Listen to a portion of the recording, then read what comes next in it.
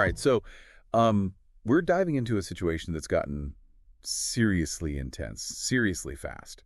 We're talking at the Israel-Hezbollah conflict, obviously. Yeah. And things have just escalated quickly. Yeah, and you know what they say, right? The smallest things can just completely change everything. Yeah. Well, that's kind of what you're seeing here, big time. Okay, so walk me through it. What's going on? So for like a year now, ever since those Hamas attacks, it's been this like low-level conflict. Hezbollah, they joined to show they were with Hamas, but mostly they were just firing rockets into Israel. Annoying, sure, but not a game changer.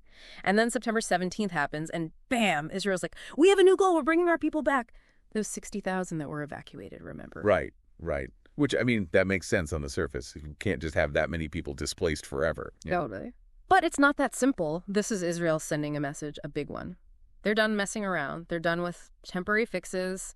They want to shut down Hezbollah's ability to threaten them, like, completely. So it's about more than just getting their citizens home.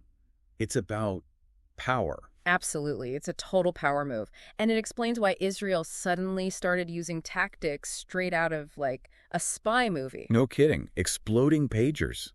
Thousands of them. Seriously, who even uses pagers anymore? It's about causing chaos, disrupting communication. You hit those pagers, you hit those radios. They're using hundreds of them, by the way. It messes with their whole command structure. Oh, I see. So it's like... But it's more than that, right? Now imagine you're in Hezbollah. Suddenly your pager blows up in your face. You can't trust your radio. You can't trust your buddy. Everyone's suspicious. Exactly. Paranoia everywhere. Who planted them? Are there more? Yep. It can paralyze an organization from the inside out. Right. So it's psychological warfare on top of everything else. Yeah. And then you've got that airstrike, the one that took out all those high-level Hezbollah guys. Oh, yeah, that was huge. A top commander, other leaders, gone like that. Israel is not playing around. So this is all the sabotage, the strikes, it's all part of a plan. Oh, absolutely. It's classic escalate to de-escalate.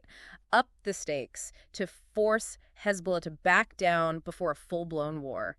Or, well, some might call it a gamble, a big one. The question is it working? Well, Hezbollah, they're hurting, that's for sure. Their arsenal's taken a real hit. Remember those Fate 110 missiles we talked about? The ones that Iran's been giving them? Yeah, those are the big ones, right? Yeah. The really powerful ones. Exactly. Accurate, too. Those have been a real pain for Israel. But Israel's been taking them out, and not just the missiles themselves. They're going after the launchers, the storage places, the whole shebang. Wow. So what, Hezbollah just has to sit there and take it? Well, not really. But they're in a tough spot. Keep firing and risk running out completely. Or back down and let Israel win. Neither option is good. They're stuck. But they are still firing, though, right? I mean, they even shot a ballistic missile at Tel Aviv. That's got to mean something, right? It means they're desperate, honestly. This isn't just about military strategy anymore. It's about image. Hezbollah, they've built their whole identity around being the protectors of Lebanon, the ones who stand up to Israel. Right. So they have to at least look like they're fighting back, even if it's hopeless. Exactly. It's all about that David versus Goliath story. They've been playing that card for years, and it's been working. They're the only thing standing between Israel and, taking over Lebanon completely. Which, I mean, historically speaking, they have a point. Oh, for sure. Israel's history in Lebanon is, let's just say, complicated. Right. And Hezbollah knows how to use that. But here's the thing. By always acting tough, by always being right there on the border, they're practically playing right into Israel's hands.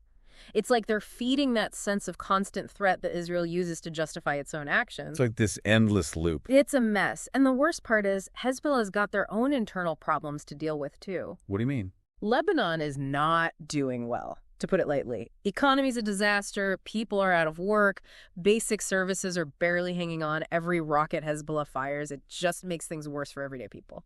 So they're hurting the very people they're supposed to be protecting. Yeah. And Hezbollah's leadership knows it, too. They're trying to walk this impossible line, looking strong to the outside world while their own people are struggling. So to sum it up, Hezbollah, they're between a rock and a hard place.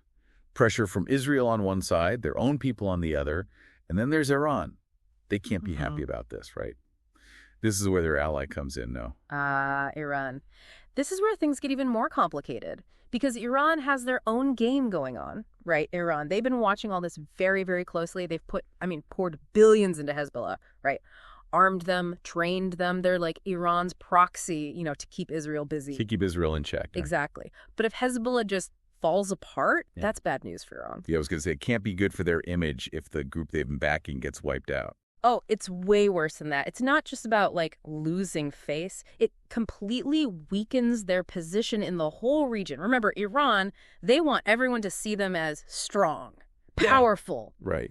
So if Israel just steamrolls Hezbollah, that sends a message, and it's not the message Iran wants sent. So they're watching Hezbollah getting hit, knowing that a weak Hezbollah does nothing for them. Right. And here's where it gets even more interesting. We have to talk about, the elephant in the room, Iran's nuclear program. Okay, yeah. How does that play into all of this? Well, see, Iran has always seen Hezbollah as kind of like a safeguard for their nuclear stuff. A safeguard. Yeah, like their deterrent.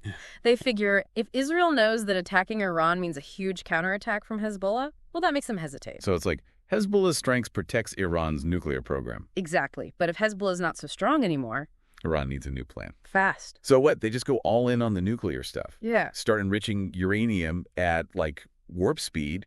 Honestly, it's a real possibility. Might even be the most logical move from their perspective. Scary, but yeah, if their deterrent is gone, if Israel might actually risk it. They need a way to make Israel back off. Exactly. And that's how this whole thing could get really, really bad really fast. Because then Israel's staring down, like, an existential threat. Yep.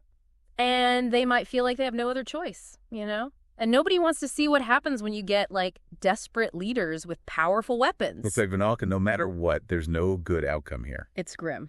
Diplomacy. That ship has sailed, probably. Too much bad blood. And even if there was some kind of ceasefire, it wouldn't really solve anything long-term, would it? Right. Like putting a Band-Aid on a broken leg. It's all still there, just under the surface. The anger, the mistrust. So where does that leave us?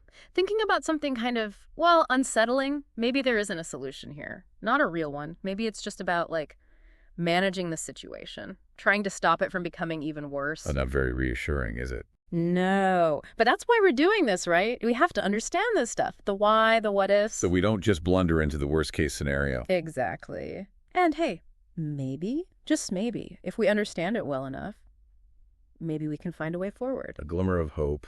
Yeah, something like that. Well, on that note, I think we've given everyone a lot to think about today.